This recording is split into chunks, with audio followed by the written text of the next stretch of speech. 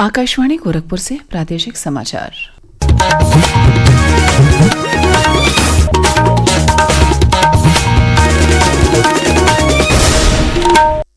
नमस्कार, समाचार बुलेटिन के साथ मैं शिवानी अरोरा। पहले मुख्य समाचार। महाराष्ट्र के राज्यपाल सीपी राधाकृष्णन होंगे राष्ट्रीय जनतांत्रिक गठबंधन एनडीए के उपराष्ट्रपति उम्मीदवार। भाजपा संसदीय बोर्ड की बैठक में सर्वसम्मति से लिया गया निर्णय।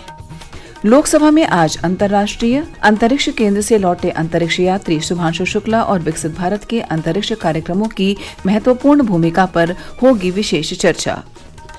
मुख्य चुनाव आयुक्त ज्ञानेश कुमार ने नई दिल्ली में कहा, राजनीतिक दलों के बीच चुनाव आयोग नहीं करता कोई भेदभाव।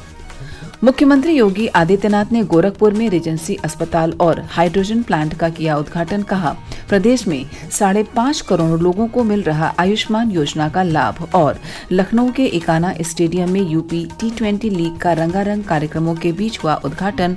मेरठ ने जीता पहला मुकाबला। अब समाचार विस्तार से। महाराष्ट्र के राज्यपाल सीपी राधाकृष्णन आगामी उपराष्ट्रपति चुनाव में राष्ट्रीय जनतांत्रिक गठबंधन एनडीए के उम्मीदवार होंगे।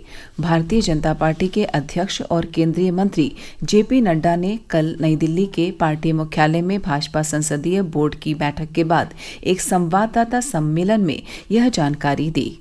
सभी के साथ चर्चा हुई, सुझाव मांगे गए और उसके बाद फिर ये तय हुआ कि हमारे उपराष्ट्रपति के प्रत्याशी के रूप में हमारे महाराष्ट्र के राज्यपाल श्री सीपी राधाकृष्णन जी, चंद्रपुरम पुन्नास्वामी राधाकृष्णन जी, उनको हम एनडीए का प्रत्याशी बनाएंगे।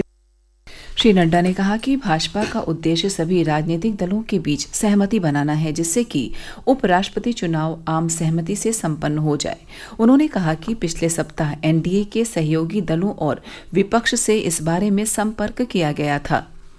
प्रधानमंत्री नरेंद्र मोदी, पार्टी के राष्ट्रीय अध्यक्ष और स्वास्थ्य मंत्री जेपी नड्डा, गृह मंत्री अमित शाह और रक्षा मंत्री राजनाथ सिंह सहित बोर्ड के अन्य सदस्य इस बैठक में शामिल हुए।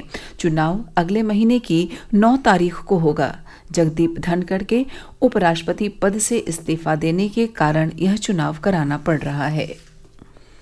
लोकसभा में आज अंतर्राष्ट्रीय अंतरिक्ष केंद्र पर भारत के पहले अंतरिक्ष यात्री शुभांशु शुक्ला के साथ 2047 तक विकसित भारत के लिए अंतरिक्ष कार्यक्रमों की महत्वपूर्ण भूमिका पर विशेष चर्चा होगी। इसे लेकर कल सूचना जारी कर दी गई है। इससे पहले एक्सियोम 4 मिशन की सफलता के बाद अमेरिका से भारत लौटे भारतीय अंतरिक्ष यात्री ग्रुप कैप्टन और लखनऊ निवासी शुभांशु शुक्ला का कल नई दिल्ली के एयरपोर्ट पर भव्य स्वागत किया गया। केंद्रीय मंत्री जितेंद्र सिंह, दिल्ली की मुख्यमंत्री रेखा गुप्ता और भारतीय अंतरिक्ष अनुसंधान संगठन के अध्यक्ष डॉक्टर वी नारायण के साथ उनके परिवार के लोगों ने हवाई अड्डे पर उनका स्वागत किया। वे अंतर्राष्ट्रीय अंतरिक्ष केंद्र जाने वाले पहले भारतीय हैं। शुभांशु ने नासा के एक्सियोम 4 मिशन का नेतृत्व किया था। शुभांशु भारत के प्रथम अंतरिक्षयान मिशन गगनयान के लिए चुने गए अंतरिक्ष यात्रियों में से एक हैं। इसे अगले वर्ष के अंत तक प्रक्षेपित किए जाने की संभावना है। निर्वाचन आयोग ने कहा कि उसके लिए सभी दल समान हैं और वह राजनीतिक दलों के बीच कोई भेदभाव नहीं करता। कल नई दिल्ली में मीडिया को संबोधित करते हुए मुख्य चुनाव आयुक्त ज्ञानेश कुमार ने कहा कि चुनाव आयोग अपने संवैधानिक कर्तव्य से पीछे नहीं हटेगा। कानून के अनुरूप हर राजनीतिक दल का जन्म चुनाव आयोग में रजिस्ट्रेशन से ही होता है। चुनाव आयोग उन्हीं राजनीतिक दलों में भेदभाव कैसे कर सकता है? चुनाव आयोग के लिए न तो कोई विपक्ष है, न तो कोई पक्ष है, सब समकक्ष हैं। चाहे किसी भी राजनीतिक दल का कोई भी हो, चुनाव आयोग अपने संवैधानिक कर्तव्य से पीछे नहीं हटेगा। मुख्य चुनाव आयुक्त ने कहा कि लोकसभा के चुनाव की प्रक्रिया में 1 करोड़ से भी अधिक कर्मचारी, 10 लाख से भी अधिक बूथ लेवल एजेंट्स, 20 लाख से भी अधिक प्रत्याशियों के पोलिंग एजेंट्स चुनाव के लिए कार्य करते हैं। इतने सारे लोगों के समक्ष इतनी पारदर्शी प्रक्रिया में क्या कोई भी मतदाता वोट की चोरी कर सकता है? कुछ मतदाताओं द्वारा दोहरे मतदान के आरोप लगाए गए, सबूत मांगने पर जवाब नहीं मिला। ऐसे मिथ्या आरोपी से न तो चुनाव आयोग डरता है और न ही कोई मतदाता। लखनऊ के ऐतिहासिक चारबाग रेलवे स्टेशन ने अपने 100 वर्ष पूरे कर लिए हैं। इस अवसर पर कल रेलवे स्टेशन पर आयोजित एक कार्यक्रम में उत्तर रेलवे लखनऊ मंडल के प्रबंधक सुनील कुमार वर्मा ने कहा कि यह स्टेशन आज भी उतना ही प्रासंगिक है। इस बिल्डिंग के पूरा होने की अवधि को हम आज सेलिब्रेट कर रहे हैं कि 100 इयर्स इस स्टेशन के पास होगा। लगता ही नहीं है कि स्टेशन 100 साल पुराना है और आज भी उतना ही प्रासंगिक है। जिस तरीके से जिस विजन से इस स्टेशन को बनाया गया रहा होगा उसको रियली अप्रिशिएट करने की जरूरत है कि कितने दूरदृष्टि के साथ इस स्टेशन का आर्किटेक्ट सोचा, इसको डेवलप किया, बनाया। प्रादेशिक समाचार आप आकाशवाणी गोरखपुर से सुन रहे हैं। यह समाचार बुलेटिन हमारी YouTube channel AIR news Gorakhpur और एक्स हैंडल AIR न्यूज_GKP पर भी उपलब्ध है। मुख्यमंत्री योगी आदित्यनाथ ने कल गोरखपुर में अत्याधुनिक सुविधाओं से युक्त रीजेंसी अस्पताल का उद्घाटन किया। इस अवसर पर मुख्यमंत्री ने कहा कि यह अस्पताल पूर्वी उत्तर प्रदेश, पश्चिमी उत्तर बिहार तथा नेपाल सहित क्षेत्र के लगभग 5 करोड़ आबादी के लिए स्वास्थ्य सेवाओं का एक उत्कृष्ट केंद्र साबित होगा।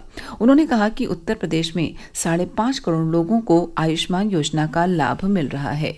अकेले मुख्यमंत्री राहत कोष से एक वर्ष में मैंने 1100 करोड़ रुपए उपलब्ध करवाए हैं गरीबों के उपचार के लिए। ये सुविधा पहले नहीं थी, पिक एंड चूज होता था, चेहरा देख करके सुविधा दी जाती थी। हमने कहा भी नहीं, प्रदेश का नागरिक है, उसके पास कोई सुविधा नहीं है, आच्छादित नहीं है या पैसा खर्च कर चुका है आयुष्मान भारत का, उसको पैसे की आवश्यकता है, हम पैसा देंगे। जनता सरकार इसीलिए हर एक गरीब के साथ खड़ी हो, वही सरकार है। बिना भेदभाव के सबको ये सुविधा प्राप्त हो और वह सुविधा उपलब्ध हो रही है। इसके बाद मुख्यमंत्री योगी आदित्यनाथ ने गोरखपुर खानेमपुर में टोरेंट समूह के हाइड्रोजन प्लांट का उद्घाटन किया।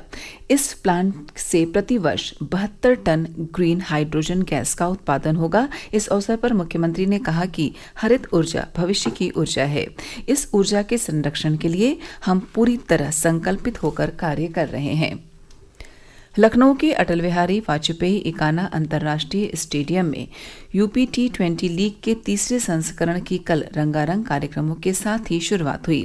पहले मुकाबले में मेरठ मावेरिक्स ने कानपुर सुपरस्टार्स को 86 रनों से पराजित किया।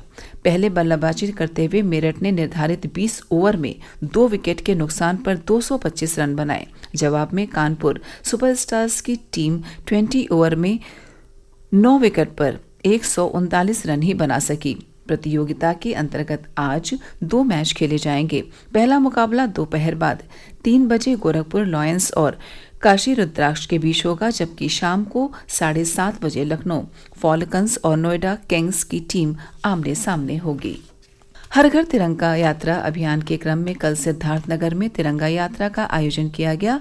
इस अवसर पर स्थानीय सांसद जगदम्बिका पाल ने कहा कि तिरंगा यात्रा के माध्यम से जन जन में राष्ट्रभक्ति का भाव बढ़ाने का कार्य किया जा रहा है।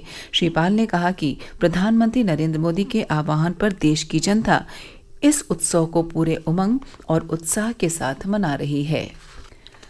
प्रदेश में रुक रुक कर हो रही बारिश और बैराजों से पानी छोड़े जाने के कारण विभिन्न जिलों में नदियों का जलस्तर बढ़ गया है। बदायूं, फर्रुखाबाद, कानपुर में गंगा, शाहजहांपुर में रामगंगा, अयोध्या, बलिया और बाराबंकी में घाघरा नदी खतरे के निशान से ऊपर बह रही है। बाढ़ प्रभावित जिलों में राहत और बचाव कार्य जारी है। जल शक्ति मंत्री स्वतंत्र देव ने कल फर्रुखाबाद में बाढ़ प्रभावित इलाकों का दौरा कर बाढ़ पीड़ितों को राहत सामग्री बांटी। उन्होंने बाढ़ प्रभावितों को आश्वासन देते हुए कहा कि प्रदेश सरकार फसल बर्बाद होने पर किसानों को मुआवजा देगी। उधर उन्नाव में गंगा नदी के खतरे के निशान से ऊपर बह रही है। इसे देखते हुए कल जिलाधिकारी गौरांग राठी ने बाढ़ प्रभावित इलाकों का निरीक्षण किया। शाहजहांपुर में भी जिलाधिकारी धर्मेंद्र प्रताप सिंह ने खन्नौत नदी के हनुमत धाम और गर्रा नदी के अजीजगंज तटबंध पहुंचकर जल स्तर का निरीक्षण किया। उन्होंने अधिकारियों को बाढ़ राहत व बचाव कार्यों की पूरी तैयारी रखने और प्रभावित लोगों को सुरक्षित स्थानों पर राहत शिविरों में भेजने के निर्देश दिए। और अंत में इस बुलेटिन के मुख्य समाचार एक बार फिर। महाराष्ट्र के राज्यपाल सीपी राधाकृष्णन होंगे राष्ट्रीय जनतांत्रिक गठबंधन एनडीए के उपराष्ट्रपति उम्मीदवार। भाजपा संसदीय बोर्ड की बैठक में सर्वसम्मति से लिया गया निर्णय। लोकसभा में आज अंतर्राष्ट्रीय अंतरिक्ष केंद्र से लौटे अंतरिक्ष यात्री शुभांशु शुक्ला और विकसित भारत के अंतरिक्ष कार्यक्रमों की महत्वपूर्ण भूमिका पर होगी विशेष चर्चा। मुख्य चुनाव आयुक्त ज्ञानेश कुमार ने नई दिल्ली में कहा, राजनीतिक दलों के बीच चुनाव आयोग नहीं करता कोई भेदभाव। मुख्यमंत्री योगी आदित्यनाथ ने गोरखपुर में रीजेंसी अस्पताल और हाइड्रोजन प्लांट का किया उद्घाटन। कहा, प्रदेश में 5.5 करोड़ लोगों को मिल रहा आयुष्मान योजना का लाभ। और लखनऊ के इकाना स्टेडियम में यूपी T20 लीग का रंगारंग कार्यक्रमों के बीच हुआ उद्घाटन। मेरठ ने जीता पहला मुकाबला। इसी के साथ प्रादेशिक समाचार समाप्त हुए। नमस्कार।